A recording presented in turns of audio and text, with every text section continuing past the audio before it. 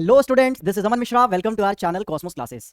आज हम अपने इंपॉर्टेंट डेरिवेशन के सीरीज में लास्ट डेरिवेशन करने जा रहे हैं, जो कि थर्मोडायनेमिक्स का लास्ट इंपॉर्टेंट डेरिवेशन है और उसका नाम है क्या, work done in an adiabatic process. ठीक है, सो इसको आज हम कंप्लीट कर रहे हैं। तो शुरू करते हैं work done in an adiabatic process. उससे पहले, डेरिवेशन से पहले थोड़ी थ्योरी लिखनी होती है, तो देख लो कि आपको कंसीडर करना है आइडियल गैस एन मोल्स, जिसमें क्या हो, एन मोल्स ऑफ पार्टिकल हो। ठीक है, n moles of an ideal gas को हम कंसीडर कर रहे हैं, जो कि किसी सिलेंडर में कंटेंड है। और वो जो सिलेंडर का वॉल होना चाहिए, वो कैसा होना चाहिए, इंसुलेटिंग होना चाहिए। इंसुलेटिंग क्यों होना चाहिए? ताकि हीट एक्सचेंज ना हो। ठीक है, हीट एक्सचेंज होगा तो फिर एडियाबैटिक कहाँ रहा। एडियाबैटिक का मतलब ही क्या होता है, जिसमें हीट एक्सचेंज नहीं होता है और डेल्टा की उसमें क्या होता है, जीरो। और अगर चेंज इन हीट जीरो है, इट मींस हीट क्या होने वाला है इसमें, हीट कांस्टेंट, यानी कि सिस्टम का हीट कांस्टेंट रहता है। क्यों? क्योंकि हीट एक्सचेंज नहीं होता। इसी को तो एडियाबैटिक प्रोसेस कहते हैं। सो हमने क्या करा, एक सिलेंडर कंसीडर करा जो इंसुलेटिंग वॉल का है, और उस सिलेंडर में कितने मोल्स ऑफ गैस है, एन मोल्स ऑफ गैस है। ठीक है, तो आ जाओ पहले सिलेंडर ड्रॉ कर ले रहे हैं। ये हमारे पास सिलेंडर हो गया।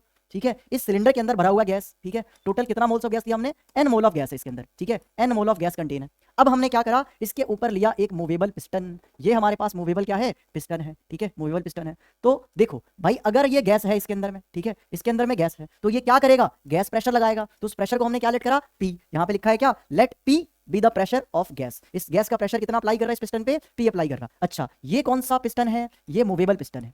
मूवेबल पिस्टन है। ठीक है, ये हमारे पास सिलेंडर है। सिलेंडर का वॉल कैसा होना चाहिए, सिलेंडर का वॉल होना चाहिए कैसा, इंसुलेटिंग वॉल होना चाहिए, इंसुलेटिंग। और इंसुलेटिंग वॉल का नाम क्या होता है दूसरा, एडियाबैटिक वॉल होता है। एडियाबैटिक वॉल होता है। एडियाबैटिक वॉल का मतलब यह है कि इससे हीट फ्लो नहीं होगा। ठीक है, हीट फ्लो सिस्टम से सराउंडिंग में नहीं जाने वाला है, इसलिए इसको एडियाबैटिक यानी कि इंसुलेटिंग वॉल कहते हैं। अब देखो, ये मूवेबल पिस्टन है, गैस इस पे प्रेशर लगाएगा। अब प्रेशर लगाएगा तो पिस्टन मूव करके ऊपर जाएगा ना, बिल्कुल। तो ये पिस्टन मूव करके कहां चला गया, लेट सपोज पिस्टन मूव करके इनिशियल से फाइनल पोजीशन पे आ गया। ठीक है, और ये हमारे पास पिस्टन आ गया। अच्छा, पिस्टन की डिस्प्लेसमेंट कितनी हुई, यहां से लेकर के यहां तक। ठीक है, डिस्प्लेसमेंट कितनी हुई है, डीएक्स। यहां से पिस्टन यहां पे आ गया, यानी कि डीएक्स डिस्प्लेसमेंट करा। अच्छा, लेट सपोज ये जो पिस्टन का एरिया है वो ए है। ठीक है, सो डीएक्स डिस्प्लेसमेंट करा, तो हमें कैलकुलेट क्या करना है, हमें एडियाबैटिक प्रोसेस में वर्क कैलकुलेट करना है। तो आ जाओ करते हैं भाई। सो क्या होगा, जब when piston moves up through small displacement DX, तो work done by the gas will be कितना होगा भाई। वर्क का फॉर्मूला क्या होता है, वर्क का फॉर्मूला होता है पी। अच्छा, वर्क का वैसे तो फॉर्मूला क्या होता है, वर्क का फॉर्मूला होता है, सभी जानते हैं, फोर्स इनटू डिस्प्लेसमेंट। ठीक है, यही फॉर्मूला होता है ना, फोर्स इनटू डिस्प्लेसमेंट होता है। बट यहाँ पे तो भैया क्या है, प्रेशर का टर्म है, फोर्स वगैरह का तो टर्म है ही नहीं। तो इतना पता है तुम्हें क्या, प्रेशर क्या होता है, फोर्स पर यूनिट एरिया को प्रेशर कहते हैं।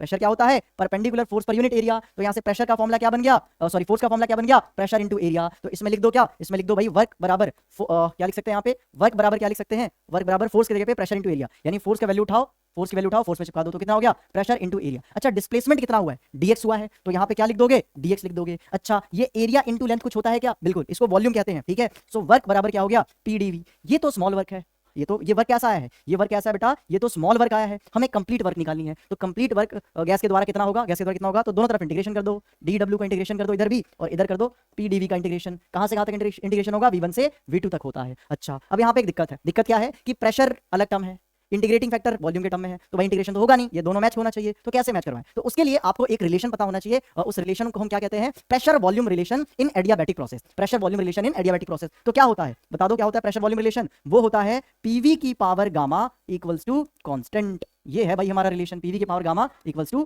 कांस्टेंट। ठीक है, यानी कि इस कांस्टेंट को हम के ले सकते हैं। ठीक है, सो ये है हमारा प्रेशर वॉल्यूम का रिलेशन इन एडियाबैटिक प्रोसेस। है क्या ये relation, relation of pressure and volume, pressure and volume in adiabatic process, in adiabatic process. अब इसमें एक कंफ्यूजन है कि ये क्या है, ये गामा क्या है। तो भाई गामा ना रेशो होता है, किसका रेशो, सीपी और सीवी का रेशो होता है। सीपी और सीवी का जो रेशो आता है उसको हम गामा कहते हैं। ठीक है, और ये गामा का नाम है एक, गामा को हम एटॉमिसिटी भी कहते हैं। ठीक है, गामा को एटॉमिसिटी कहते हैं, and it is the ratio of CP and CV. CP क्या होता है, specific heat at constant pressure, CV क्या होता है, specific heat at constant volume. तो इन्हीं दोनों का रेशो को गामा कहते हैं। बाकी इसको डिटेल में हम केटीजी यानी कि काइनेटिक थ्योरी ऑफ गैस में पढ़ेंगे। इसमें बस आपको इतना, आपके काम का यही है कि पीवी की पावर गामा क्या होता है, कांस्टेंट। इससे हमारा काम बन जाएगा। हमें क्या करना था, हमें तो प्रेशर को चेंज करना वॉल्यूम के टर्म में, तो यहां से हो जाएगा। तो आपको बस ये रिलेशन पता होना चाहिए इस चैप्टर के लिए कि पीवी की पावर गामा होता है कांस्टेंट। तो हम कैसे चेंज करें प्रेशर को, तो देखो यहां से मैं प्रेशर का फॉर्मूला बना सकता हूं। प्रेशर का फॉर्मूला बन सकता है क्या, इधर ये कांस्टेंट है, वॉल्यूम मल्टीप्लाई इधर जाके क्या हो जाएगा, डिवाइड। तो भाई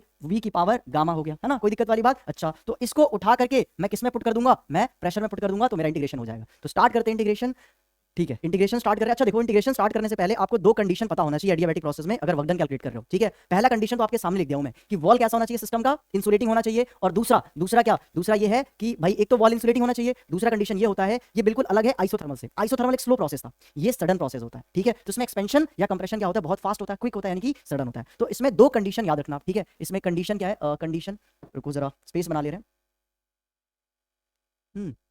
चलिए ठीक है। सो कंडीशन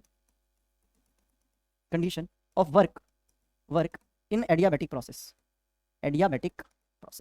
एडियाबैटिक प्रोसेस में दो कंडीशन मेंटेन होना चाहिए। पहला, सिस्टम का वॉल कैसा होना चाहिए? इंसुलेटिंग। ठीक है, तो wall of system must be insulating होना चाहिए। दूसरा कंडीशन क्या है भाई साहब? दूसरा कंडीशन ये है कि जो प्रोसेस होना चाहिए वो क्या होना चाहिए? क्विक, यानी कि सडन होना चाहिए। ठीक है, प्रोसेस शुड बी सडन या क्विक होना चाहिए, सो फास्ट होना चाहिए। अच्छा, ये दो कंडीशन हम क्यों मेंटेन कर रहे हैं? ये कंडीशन हम इसलिए मेंटेन कर रहे हैं ताकि हीट को एक्सचेंज होने का टाइम ही ना मिले। ठीक है, हीट को टाइम ही नहीं मिले कि वो सिस्टम से सराउंडिंग में लॉस हो। ठीक है, ये कंडीशन इसलिए है so that heat does not gate enough time to exchange from system to surrounding। ठीक है, सिस्टम से सराउंडिंग में हीट को एक्सचेंज करने का टाइम ही ना मिले, इसलिए वॉल इंसुलेटिंग होना चाहिए, हीट बाहर जाएगा ही नहीं। ठीक है, और प्रोसेस फास्ट होगा, टाइम ही नहीं मिलेगा हीट को बाहर जाने का भाई साहब। इसलिए ये दो कंडीशन मेंटेन करते हैं। अब हम डेरिवेशन स्टार्ट कर रहे हैं। हम प्रेशर की जगह पे क्या पुट करने वाले हैं? के अपॉन में वी की पावर गामा। तो आज पुट कर दे रहे भाई। ठीक है, हमारा डेरिवेशन कैसे हो रहा था भाई? वर्क इक्वल्स टू क्या हो रहा था भाई? पी डीवी इंटीग्रेशन v1 से v2 तक करना है। ठीक है, हम प्रेशर के जगह पे क्या पुट कर सकते हैं? प्रेशर के जगह पे पुट कर सकते हैं के अपॉन में वॉल्यूम की पावर गामा। ठीक है, इंटीग्रेशन स्टिल v1 से v2 तक कर रहे हैं, इनिशियल वॉल्यूम फाइनल वॉल्यूम। अब ये इंटीग्रेशन हो जाएगा dv। अच्छा, क्या के का इंटीग्रेशन होगा? नहीं, के तो कांस्टेंट है, तो इसको इंटीग्रेशन से बाहर फेंक दो। तो भाई वर्क इक्वल्स टू क्या आ गया भाई? के को तो बाहर निकाल दिया हमने। अच्छा, ये v की पावर गामा को ऊपर लेके जाओ, क्या हो जाएगा? माइनस हो जाएगा, बिल्कुल। सो भाई v की पावर माइनस गामा। ठीक है, और इसको इंटीग्रेट कहां से कहां कर रहे हैं हम? v1 से v2 तक कर रहे हैं। अब आ जाओ इंटीग्रेशन करते हैं। वर्क इक्वल्स टू क्या आ गया भाई? के तो बाहर है। ठीक है, अब मुझे ये बता दो कि v की पावर माइनस गामा का इंटीग्रेशन क्या होता है? कैसे करते हैं इंटीग्रेशन? पावर में एक ऐड कर देते हैं, एडेड पावर को नीचे छाप देते हैं डिनोमिनेटर में। ठीक है, सो इसमें क्या करेंगे भाई? ये जो हमारे पास v की पावर गामा है, ठीक है, इसमें हमने क्या करा? इसके पावर में एक ऐड कर दिया और एडेड पावर को नीचे छाप दिया। यही तो होता है, इसके पावर में एक ऐड कर दिया, एडेड पावर को नीचे छाप दिया। लिमिट कहां से कहां पुट करना है? लिमिट पुट करना है v1 से v2 तक। अब क्या करने वाले? अच्छा देखो, क्या मैं इसको ऐसे इंटरचेंज करके लिख सकता हूं? कैसे? +1 को पहले लिखूंगा, गामा को बाद में। +1 को पहले, गामा को बाद में। ठीक है, चलो आ जाओ लिखते हैं। वर्क बराबर कितना आया? के। यहां पे हम लिख सकते हैं क्या? v। एक काम करते हैं, इसको हम बाद में इंटरचेंज करेंगे, पहले ना सीधे लिमिट पुट कर दे रहे हैं। ठीक है, आजा लिमिट पुट करते हैं। यहाँ पे v2 में पहले upper limit minus lower limit. कैसे पुट करते हैं लिमिट? सबसे पहले अपर लिमिट पुट करते हैं, फिर माइनस लोअर लिमिट। तो आज भाई पुट करते हैं सबसे पहले अपर लिमिट, यानी कि मैंने v2 पुट कर दिया। ठीक है, और पावर क्या है? Minus gamma +1। ठीक है, नीचे में जो है उसको ऐसे ही छाप दो, माइनस गामा +1। अच्छा, अपर लिमिट उसके बाद माइनस लोअर लिमिट, तो माइनस लगाओ और v1 पुट कर दो। तो v1 माइनस का गामा +1। ठीक है, +1। ये हमने क्या कर दिया भाई साहब? लिमिट पुट कर दिया, हमारा इंटीग्रेशन हो गया। अब बस सॉल्व करना है, हमारा आंसर आ जाएगा। आइए स्टार्ट करते हैं सॉल्व करना इसको। W इक्वल्स टू के। कैसे सॉल्व करें? हाँ देखो, v2 +1 को पहले लिख रहा हूँ, माइनस गामा को बाद में। ऐसे ही माइनस v1 +1 को पहले, माइनस गामा को बाद में। नीचे में +1 को पहले, माइनस गामा को बाद में। अच्छा देखो, मैं इसमें से माइनस कॉमन निकालना चाहता हूँ, ऊपर से भी नीचे से, तो माइनस माइनस कट जाएगा, बट ये साइन अंदर में इंटरचेंज हो जाता है। सो क्या मैं ऐसे इसको लिख सकता हूँ? ध्यान से देखिए, ध्यान से। वर्क इक्वल्स टू के, v1 पहले आ जाएगा। ठीक है, v1 पहले आ जाएगा, 1 माइनस गामा, ये वाला माइनस वाला प्लस आता है और प्लस वाला माइनस, तो v2 1 माइनस गामा। ठीक है, और नीचे में क्या लिखा है? 1 माइनस गामा। ये तो ऐसे ही है। ठीक है, अब क्या करें? अच्छा देखो, क्या इस के की कोई वैल्यू पुट कर सकते हैं? बिल्कुल पुट कर सकते हैं। कैसे? तो ध्यान से देखो, पहले इसको मल्टीप्लाई कर देते हैं। वर्क इक्वल्स टू के v1 1 माइनस गामा, फिर माइनस v2। अच्छा, के से भी मल्टीप्लाई होगा, तो के v2 1 माइनस गामा अपॉन में 1 माइनस गामा। ठीक है, सो अब तक हम यहाँ पे आए। अब ये के की वैल्यू पुट करनी है, हमारा आंसर आने वाला है। ठीक है, अब के की वैल्यू कहाँ से बनाया? तो देखो, अभी मैंने बताया था पीवी की पावर कहाँ? पीवी की पावर गामा क्या होता है? कांस्टेंट। तो क्या मैं इसको ऐसे लिख सकता हूँ? ध्यान से देखिए, क्या हम ऐसे लिख सकते हैं? P1 V1 की पावर गामा, ठीक है, इक्वल्स टू के। सिमिलरली P2 V2 की पावर भी गामा क्या हो सकता है? के बराबर होगा। जैसे P1 V1 का पावर गामा क्या होता है, वैसे P2 V2 की पावर गामा भी क्या होता है बेटा? के ही होता है। तो मैं इसका इस्तेमाल करके इसमें के की वैल्यू पुट करना मेरे को करना है। अब ध्यान से देखो, जहां पे V1 वाला टर्म होगा वहां पे P1 V1 पुट करना, जहां पे V2 वाला टर्म होगा वहां पे के की वैल्यू कैसे कौन सी पुट करेंगे? P2 V2 वाली। तो बस यहाँ पे ये वाली वैल्यू पुट करेंगे और यहाँ पे ये वाली वैल्यू पुट करेंगे। आ जाओ शुरू करते हैं। सो वर्क इक्वल्स टू क्या हो गया? इस के जगह पे क्या पुट करेंगे? ये वाला। तो P1 V1 की पावर गामा, यहाँ पे पहले से ही क्या है? यहाँ पे V1 है और इसकी पावर क्या है? 1 माइनस गामा। ठीक है, माइनस। अब इसमें के की कौन सी वैल्यू पुट करें? ये वाली नहीं, इसमें अगर V2 है तो ये वाली वैल्यू पुट करोगे, P2 वाली। तो P2 V2 गामा।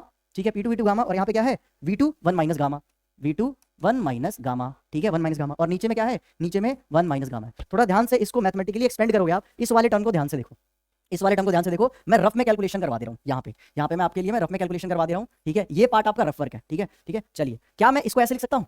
V1 की पावर गामा, ये पावर को मेरे को सेपरेट करना, तो मैं मल्टीप्लाई कर सकता हूं। यहाँ पे V1 इंटू V1, यहाँ पे पावर 1 होगा और यहाँ पे पावर क्या होगा? माइनस का गामा हो।